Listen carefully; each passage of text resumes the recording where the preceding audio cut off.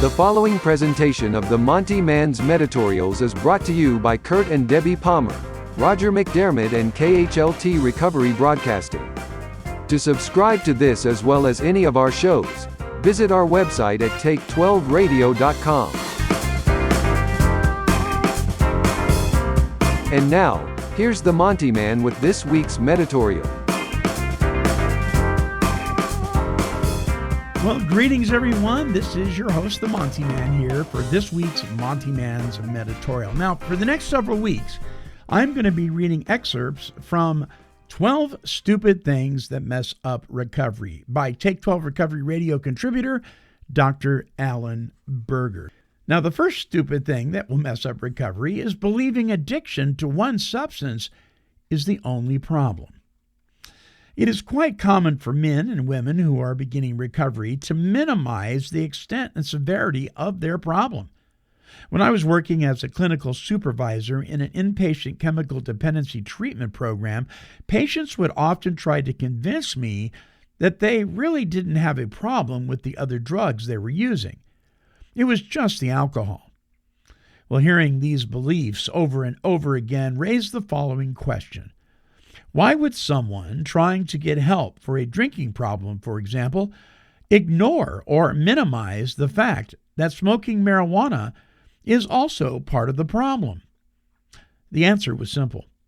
The person is trying to deceive himself into thinking that he is normal and can control his behavior.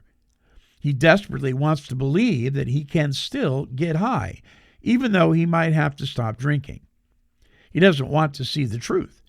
He is powerless over all mind-altering drugs.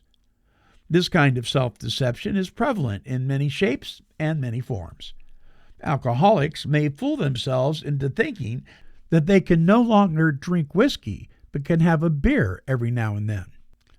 There is a growing problem in AA of members saying that they are sober while still occasionally smoking marijuana. Well, the mind is remarkable in how it creates self-deception.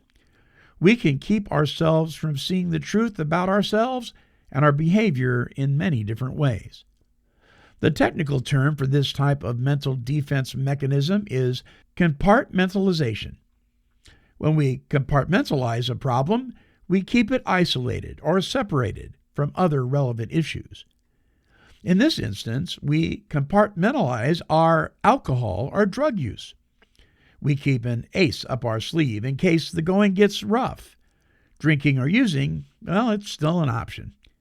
When we keep this kind of a secret, we are sabotaging our recovery. What we need to do is to share this secret, to tell the truth. When we do, we give ourselves a chance to connect the dots. Well, the truth is that our best chance for recovery lies in total abstinence from all drugs. Here are 5 reasons why. Number 1, use of any drugs increases the likelihood of using our drug of choice. Number 2, cross-addiction is likely to occur. 3, we do not learn from our experiences while we are using. 4, complete recovery requires total abstinence. And 5, drugs numb or soothe our feelings and therefore interfere with our recovery. It's something to think about. Now listen, there is much more in the book, 12 Stupid Things That Mess Up Recovery, by Ph.D. Dr. Alan Berger. To order this book, visit his website at abphd.com, or you can find it on Amazon. That's 12 Stupid Things That Mess Up Recovery. Next week, number 2 of the stupid things that mess up recovery.